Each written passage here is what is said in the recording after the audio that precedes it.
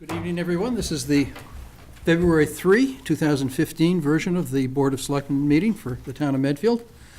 This is the Snowmageddon version of the Board of Selectmen's meetings. We've had a record snowfall in the last week in Boston. We've also had a Super Bowl championship return to Medfield, so thank you for the Patriots. We're going to start our meeting with a moment of appreciation for our servicemen and women serving around the world.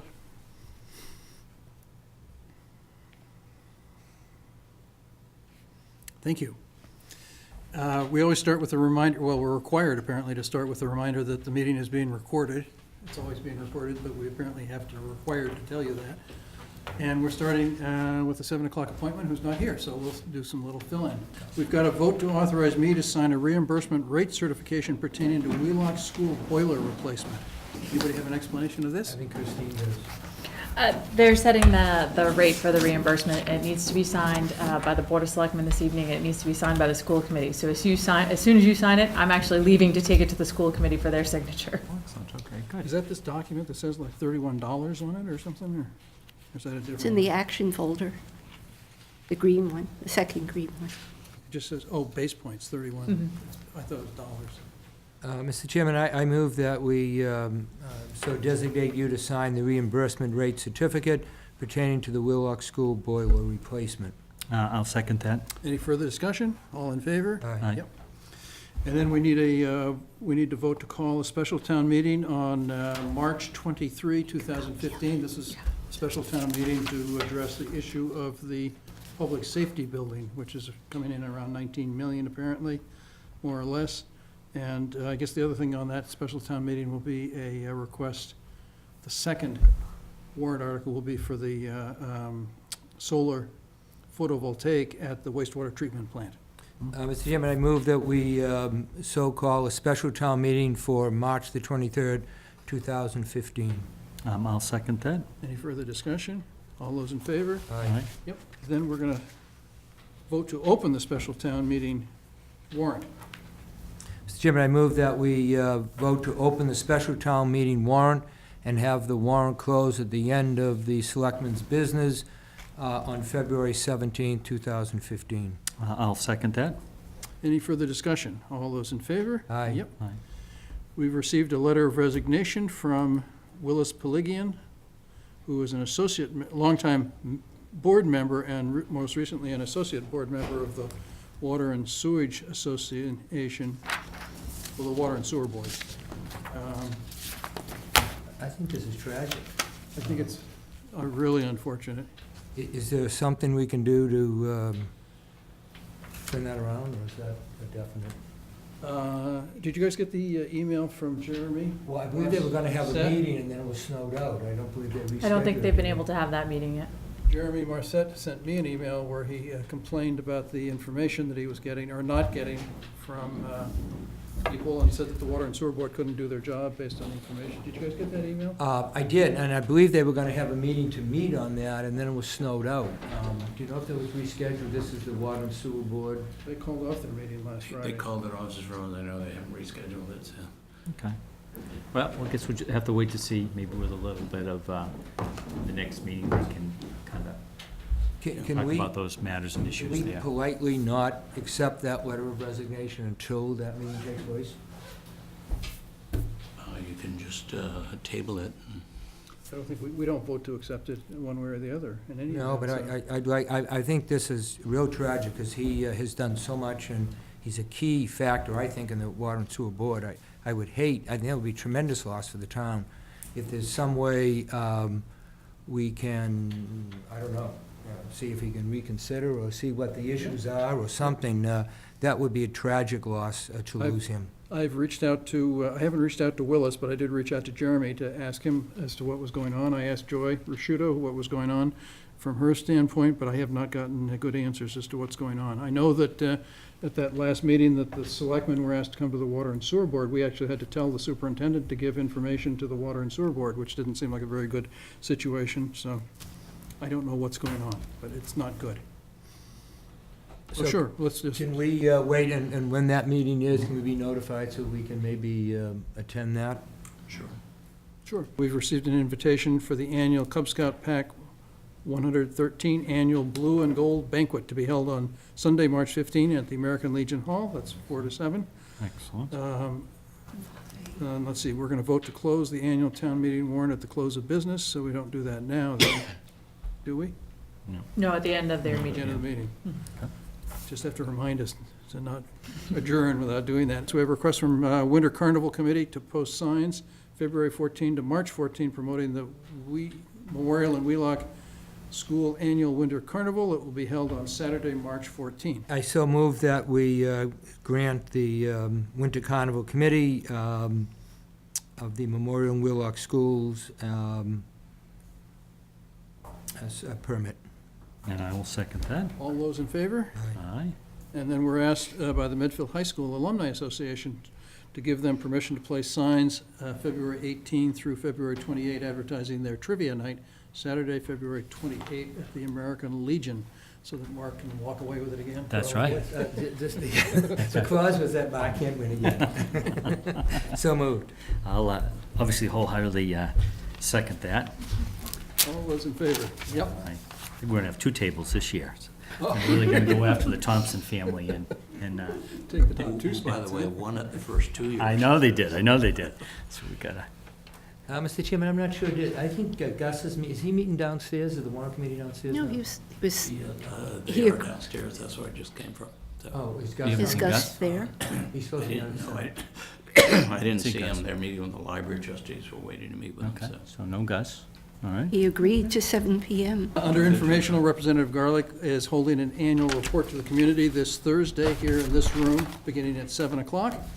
Bill O'Donnell, Register of Deeds, will hold office hours on Thursday, February 12th, here in this room from 10 to noon.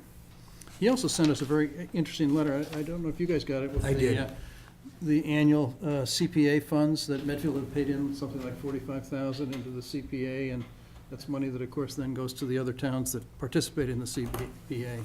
So the CPA is funded through the surcharges on the registry of deed fees, and then the state has a match, which I think is down, I think it's been around 30%. It started out at 100%, and it's down to around 30 now, I think, in most recent years.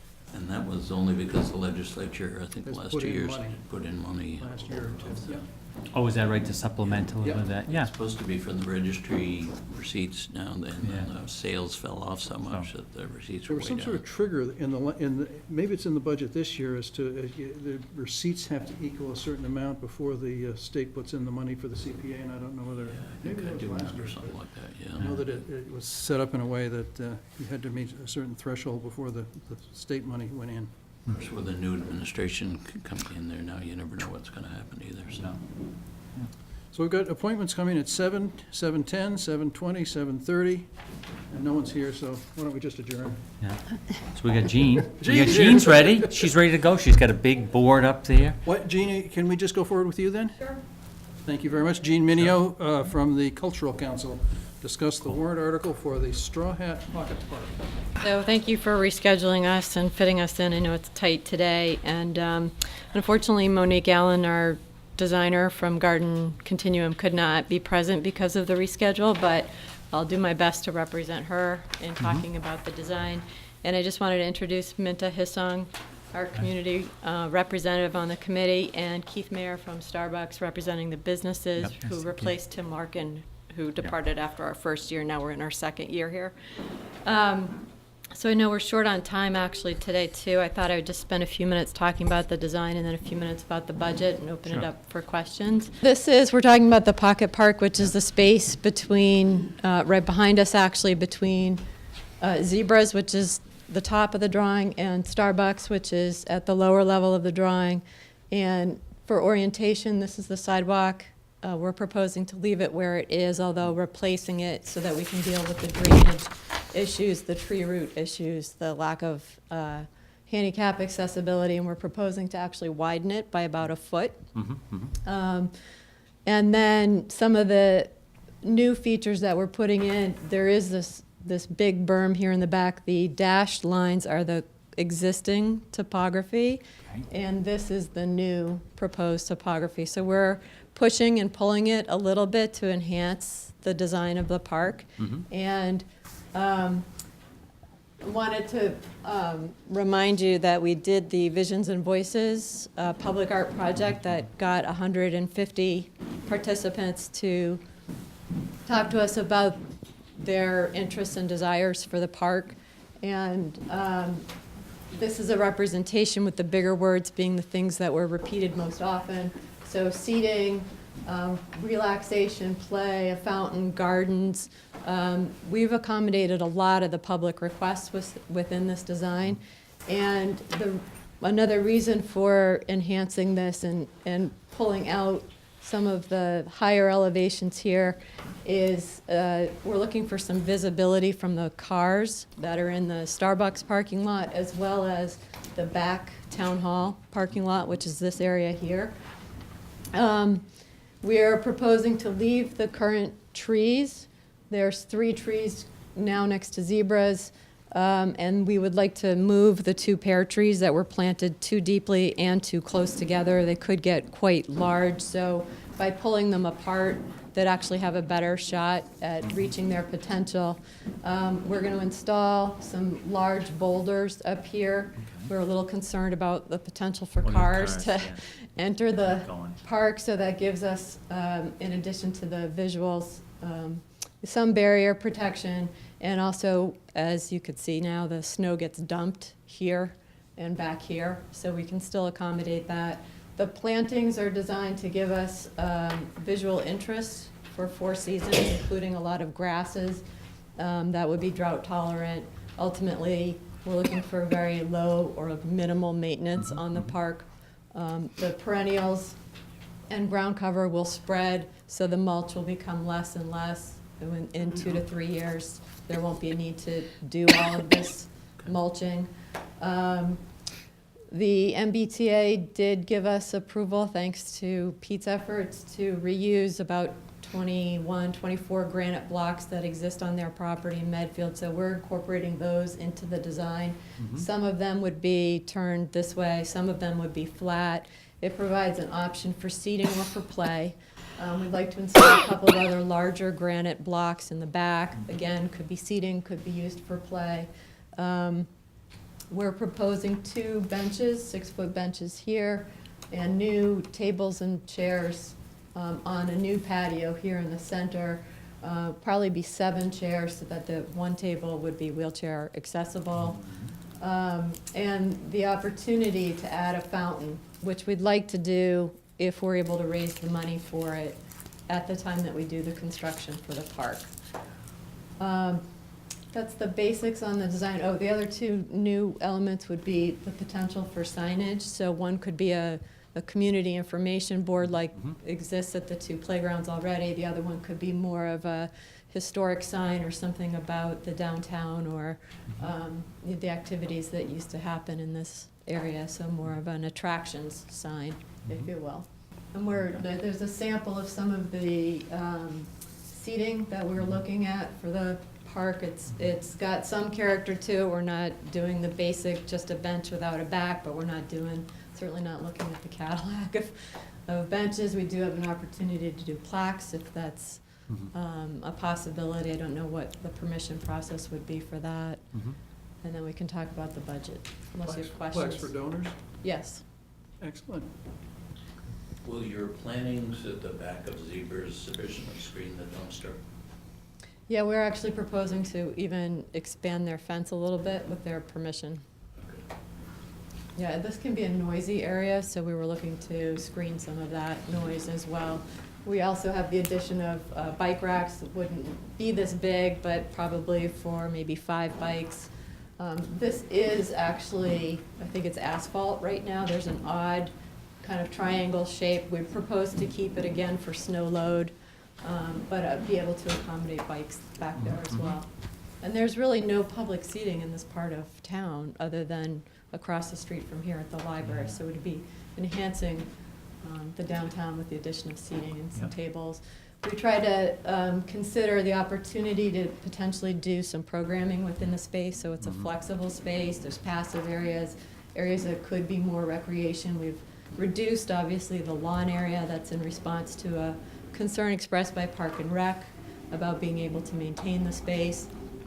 We'd like to install some granite planters on this side. That would be an extra that we would intend to raise money for if we could. But those planters could also be educational, like the way the Greenway does it at Dewey Square with, education about planting, environment, food, so forth. Any questions on the design? That's really nice. Very Really Very nice. exciting. Well, it's thanks Really, to really nice. Monique Allen at Garden Continuum and her team. They've done an incredible job incorporating all of this, all of these ideas that people had. Is there any way the fountain can be designed so that it has some interest in the seasons when the water has to be turned off? Well, what we found is the challenge with the fountain at the moment is that we need something bigger than what's available for residential areas, but smaller than commercial because of the size of the park. The scale, So we're yeah. looking at something, one idea that they were exploring is the idea of a millstone. We're trying to think about something where kids could splash and put their hands in, but not fall into. So Okay. that might be something that would still be of interest and, sturdy 4 seasons of the year, Yeah. even if the water wasn't I'm just thinking functioning. there's nothing worse than seeing a barren fountain in the middle of winter. Right, right. Although I always like the horse trough out in front of the Oh, town out front. hall. It's, Yeah. even in the winter, it's a very interesting Really thing. nice. The budget request that we were looking at, we broke it down into 2 pieces. And our thinking on that was that we would, we have a budget for the basics, so the construction, the infrastructure pieces of it. It would also include, the final bed preparation, the plantings, the pea stone path, which is at the lower left of the drawing, the patio area, some low voltage lighting. We're looking at doing some downlighting in some of the trees and uplighting in others. And then on the edges of the grass so that there would be a nice even wash of light throughout the space, not intense or bright, but for safety. There wouldn't be the dead dark spots that there are now on that Yep, property. yep. Installing the lawn area, the basic seating, and the bike rack, trash receptacle. That total comes to $70,500. That's what we'd like to ask for support for. And then the addition or the extra amenities that we think would really enhance the park but aren't necessary for its function, like the granite planters, the signage, the fountain, those kinds of extras, come to a total of, plus the design work, which was donated, is a Donated, yep. total of over $49,000. Mhm. And we'd propose to raise the funds for those components of the Great. park. Excellent. Are there questions on the budget itself? Very I nice. don't have any questions. No. Richard, no? No, this is laid out really nicely. Thank you. Yeah, it's really, You're welcome. very, very clear. I just had a question on the maintenance issues. I know Yeah. there's an awful lot of shrubs in there, and sometimes I've seen when you put a lot of plants in like that, 5 years they get overgrown and it becomes like a jungle. Either that or that's very expensive to maintain. The types of plants, dwarfs or something, it's very heavily planted. Is it gonna be an issue a few years down the road? Will they grow to the extent that they have to be ripped up or? No, Monique's planning ahead for that. I think the intensity is going to be in the first year of maintenance, and within the budget that we're looking at for town meetings request, that $70,000, it includes the first full year of maintenance on the plants, and they would then be guaranteeing the plants, which they don't normally do, but they would do for this project. And then it would drop down for sort of to stewardship care in the second and third year. It's a drop of down to about $5,500 in the second year. It would be anticipated to continue to decrease from there because you'd need less work. It would be light touch, once a season is how they're projecting the care would be required. Hi, I'm Minta Hissong. We had talked about in our meeting about getting volunteers, getting a volunteer organization together to take care of the park, actually. Like Friends of the Park Yeah, type thing? something like that. And have you been in touch, it looks like you have, with Park and Recreation, as far as will they play a role in Right. in right. the maintenance and they're able to, in their existing staff?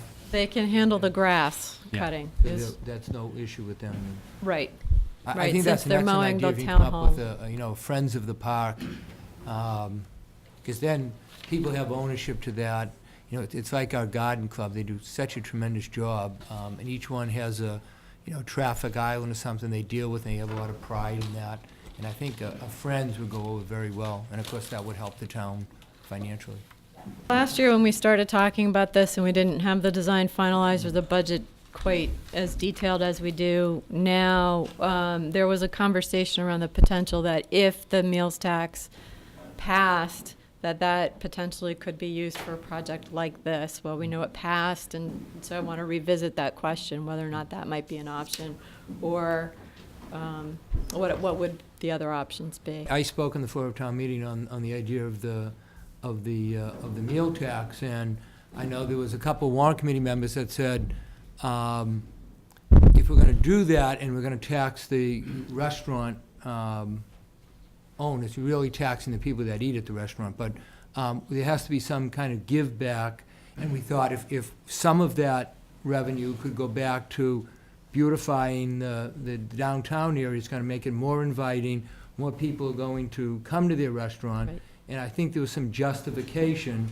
so it isn't just a tax on the people, but there's some justification that if we can beautify the downtown area, then that helps the restaurant, because it's gonna help their business. And we also spoke that revenue also go to help the taxpayers in the town as well. But we also said that we wanted to make sure some of that would go, you know, to help the downtown. I think this is a good example of that, in my own opinion. I guess, as I think about it, I don't know that it matters much. I think this is a very appealing thing that, whether you segregate revenue coming into the town for particular purposes or not, I think this is just such an appealing result for the town and the downtown that it has huge curb appeal in terms of the town spending a little bit of money to make the downtown look this much nicer, so that whether or not it's tied to the meals tax or not, in my mind, I don't know that it's that important, but I certainly think that we should be spending money, our property tax money, on things like this in the downtown. It makes a lot of sense to me. I think this is going to enhance the surrounding restaurants. I think Starbucks and Zebras hopefully will do better. Go Fresh and Honey's, and I mean, I can just see the people getting their coffees and their scones at Honey's and walking across the street and sitting here, as well as sitting in front of Honey's.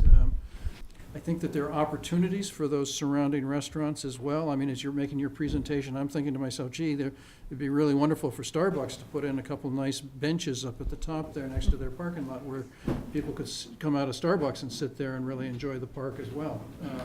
And maybe the same for Zebras somehow. I kind of agree with Richard, too. I think it's kind of nice if we can tie at least a little bit of, I think some of the extra, the meals revenue tax into this I think it's always kind of good when if you're asking people, consumers to pay another tax, that you can kind of directly show them where the money went to something nice in town, as opposed to just getting thrown into the overall budget, because that appears to be what happens many times with our state budgets. You know, we get all these fees and stuff, and you just throw it in the pot, and then you never see where your money went. So it's kind of nice, even if it's not exactly one for one or whatever. I think just I think a little bit of an informal type link there, I think, is kind of nice, so we can kind of tie the two things together and say, hey, you know, people are paying extra when they do eat in town, but we're trying really hard to use some of that money for something special to make the town a little nicer and stuff. Yeah, so I like that. This is great. Very nice. So is that a separate process, or is that a warrant article? How would we move forward on that? Is this a warrant article? I don't know. Yes, yeah, there is a warrant article. For the money? The money, yeah. Right, Yeah. so would that be the same if it was the meals tax money, or doesn't matter? The way the article reads is to see if the town vote to appropriate some money and determine what manner said sum shall be raised. So where they raise it from is up to, that will be in the motion at town meeting. I mean, we can present it that conceptually it's coming from the meals tax, but the reality is the meal tax just goes into the general revenue. And Okay. I think maybe a doesn't little come out of bit the of a general link revenue, there. but Okay. that makes a nice link, certainly, Yeah. just which I to like. be able to present it that way. I'd like to also just make the effort to tie in that the warrant committee know our views, so we can work with the warrant committee on this, See if so they, they understand where with we're them coming next. from as well. okay. You going there next? Yep. Okay. Excellent. That's great. Gene, thank you Thank so you. much Thank for all you. you've Thank done. you. This is a lot of work. Thanks. Tremendous. Much appreciated. Nice job. Very nice. I like that. Next, we've got our 7 o'clock appointment, Gus Murphy. All right. Gus? Gus has been our representative to the Town Sharing Committee, the SWAP Committee, I guess it's just called, and he's here to discuss the committee's proposal. Had you wanted to start this meeting with some laughter, you could have gone to the back window and watched the guy on his hands and knees digging a car out with his windshield scraper. That's not so funny these days. I found the limits to my BMW in terms of what it can handle in terms of snow. What you have there is actually 4 hard copies. One, everything that I'm going to cover today, you've got in writing. Yeah. Behind that, there are a couple of other documents that we received from the MAPC having to do with grants, and also a sample. It's actually a draft of the grant application that the committee's putting in. And then behind that is a listing of some of the contracts that the MAPC already supports. So Good. you can read as much of that as you're interested in. The MAPC letter you may be interested in, above and beyond the SWAP collaborative that we're going to talk about tonight. As I read the letter, it seemed to me there's some potential that we might even be able to take advantage of that for the state hospital when the time comes. And if you read the letter, you'll see why. So, Good.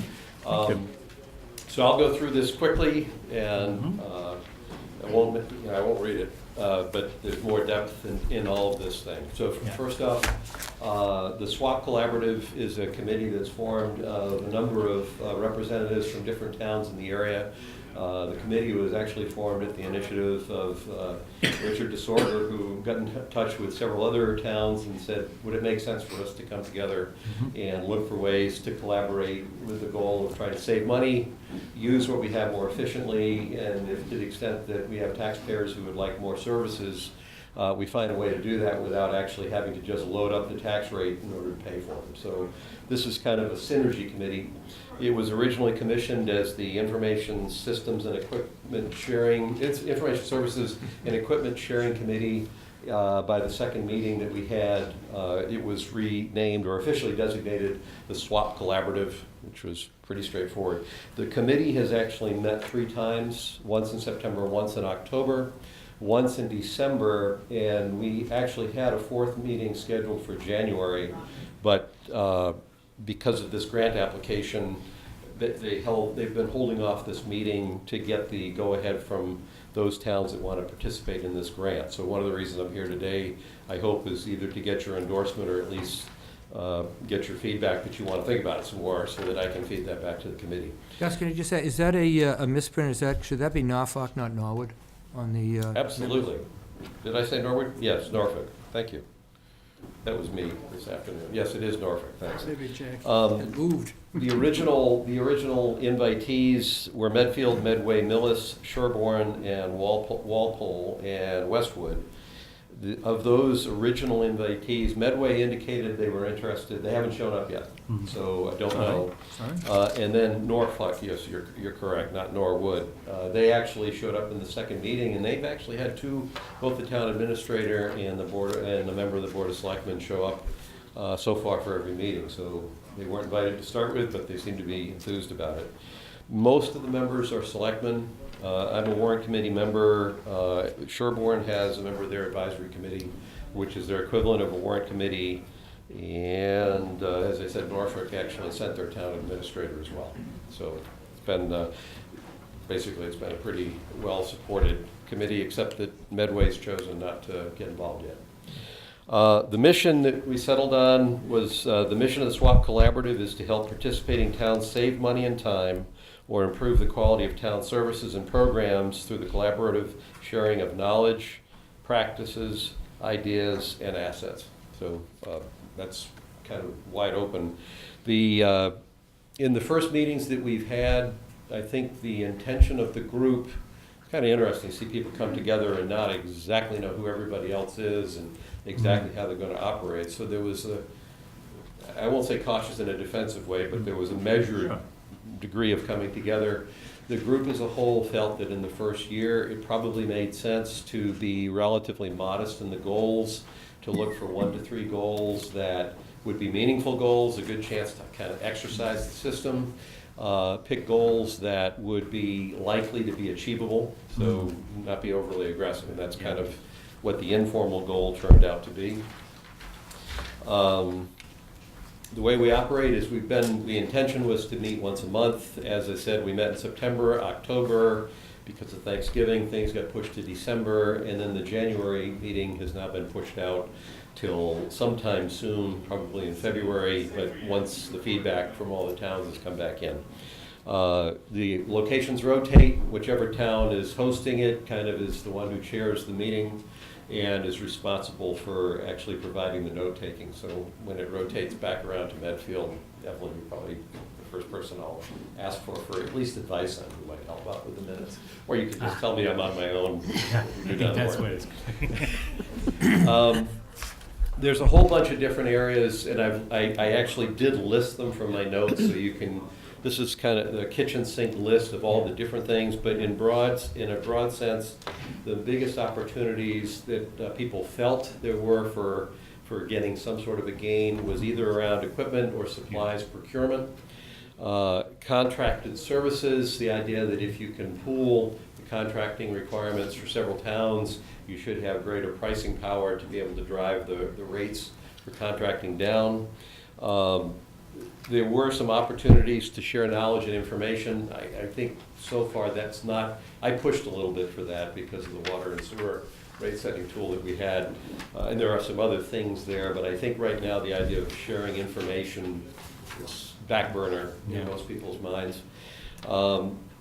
There was some discussion in the first meeting about the idea of trying to share staff.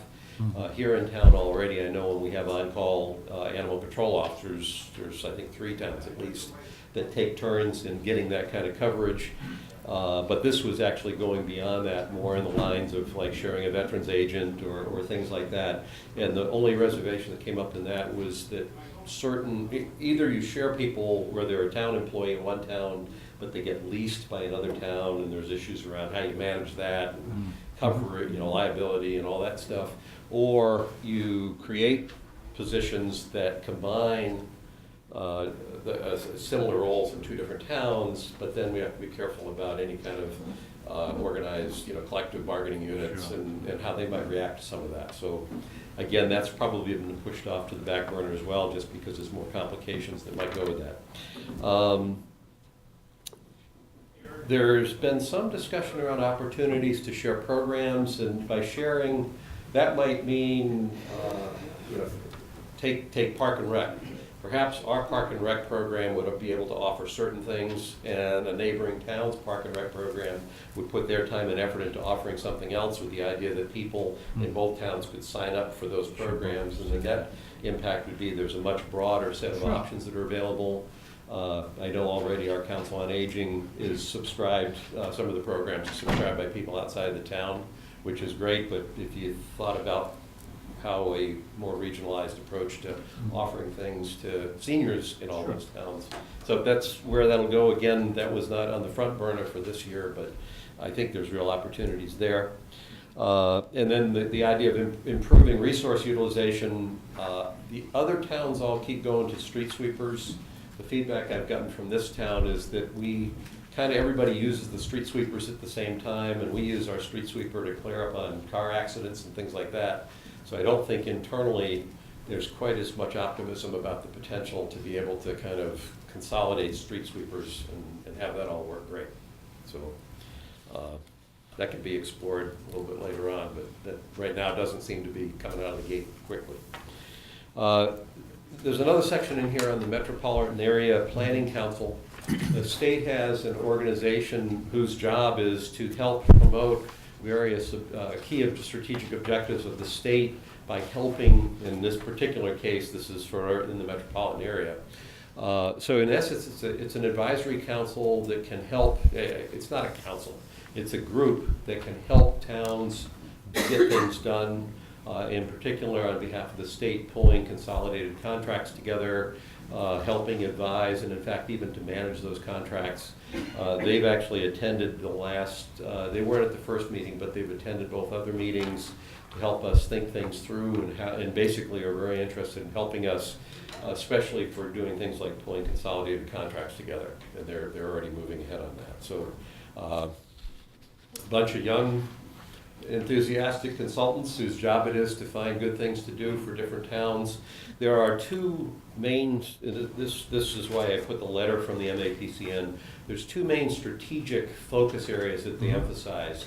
The one that we're fitting in here is around efforts that help promote regionalized efforts, bringing towns together. That's the one that we fit. There's another side of the main focus that they have, which is around promoting the state's goals for that 100,000 housing units, affordable housing, and things like that. And as I read the letter, it occurred to me that depending on what we decide ultimately to do with the state hospital property, it's entirely possible that we could help, or we could get help from that side of the strategic focus as well.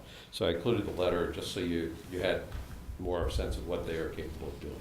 Gus, at the Mass Municipal Association annual meeting a week ago, I spoke to somebody from the MAPC, and they're just basically salivating virtually to get involved with the state hospital base. Well, that's good to hear. There's two things that they have. What they explained was that they have this assessment. There's money that's available directly from the state to allow them to kind of do the upfront assessments. As far as I know, that's what's been paying for them to come to our meeting so far, because we haven't been paying for them. Sure. There's this other, I should know what it is, it's DLTA.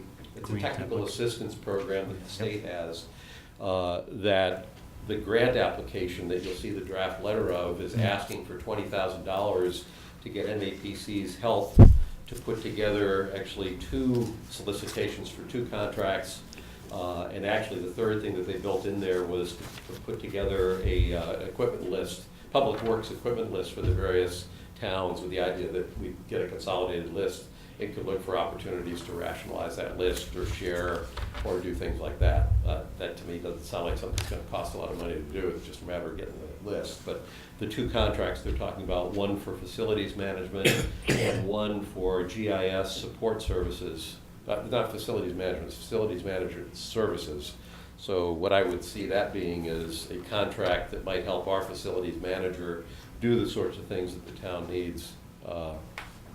The GIS support services, I don't have a good feel for how urgent that need is in town, but that's the other contract that they'll be targeting. So a comment on, unless you guide me otherwise, there's nothing that I think this committee is doing, or certainly that I would want to do on this committee, that does not support and reflect the opinions of, and Mike, I'll put you on the spot on behalf of this, and Ken Feeney. I'm not trying to get anything done that I don't think the 2 of them at least would think is a good thing to do. So I see my role as a representative carrying needs forward, bringing ideas back, testing out those ideas, and if they make sense, we join. If they don't, we don't. But it's an added way to get some things done. So this is not intended to be, on my part, it's not intended to be an open loop.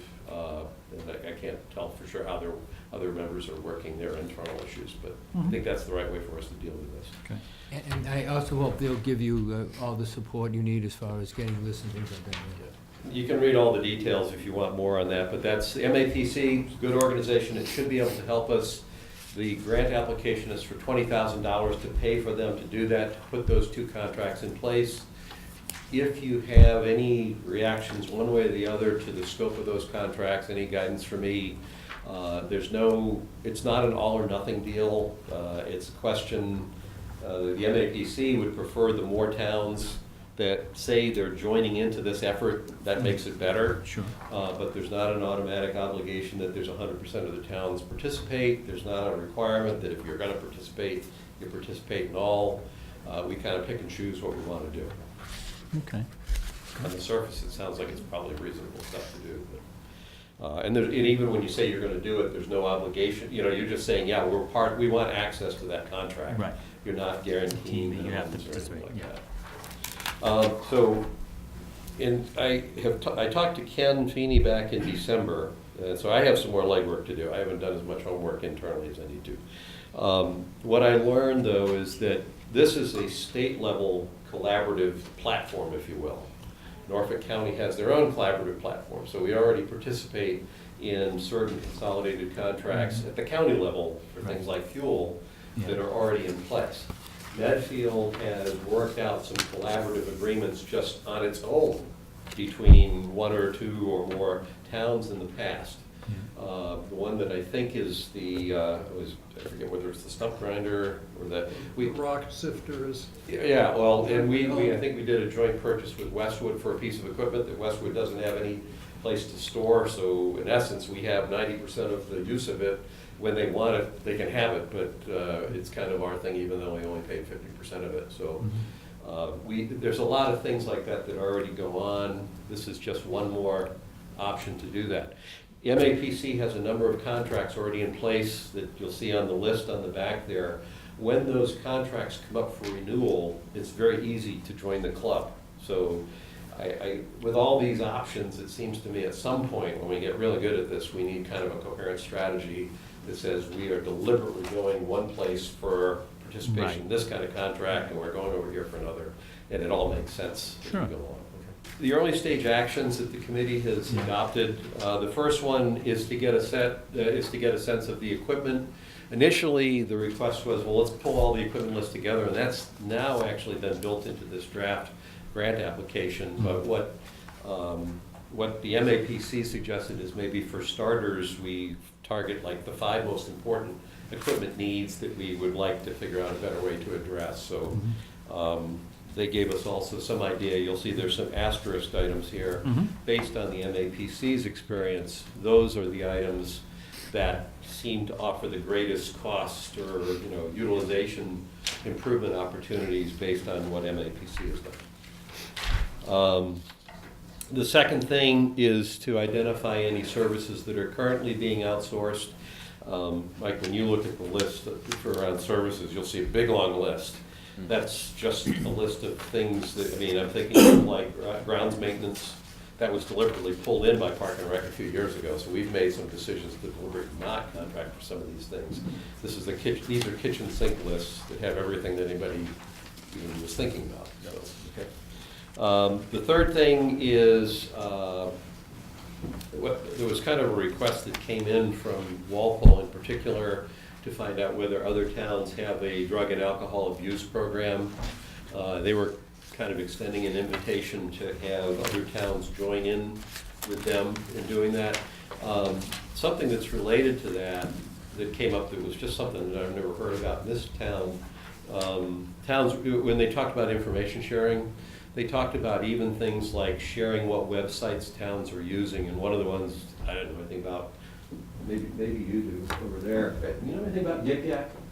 Oh, yes. Okay, well, so Yik Yak apparently is a website that I've never heard of before, but that they some of the towns actually pay attention to Yik Yak because I don't think they're spying on kids, but it's a website that kids oftentimes will talk about what's going on in the town, and so it's a kind of another way for the town to become more in tune with the youth population.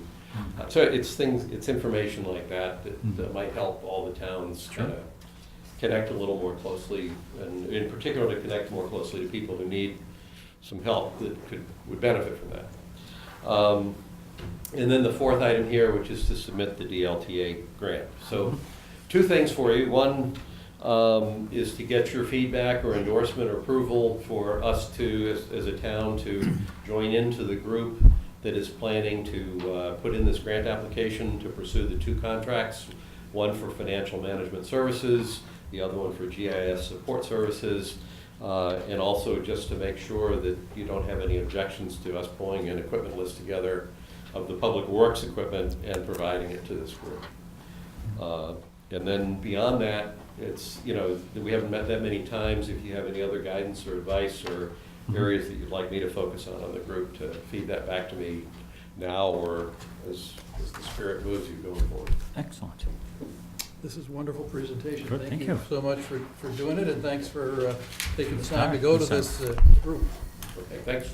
I would say that for me, I would give you full-hearted support for the grant application for both. I think that it makes absolute sense that we participate in that, and it makes sense that we keep going forward as a participant in this whole SWAP collaborative. Sounds like a win-win-win.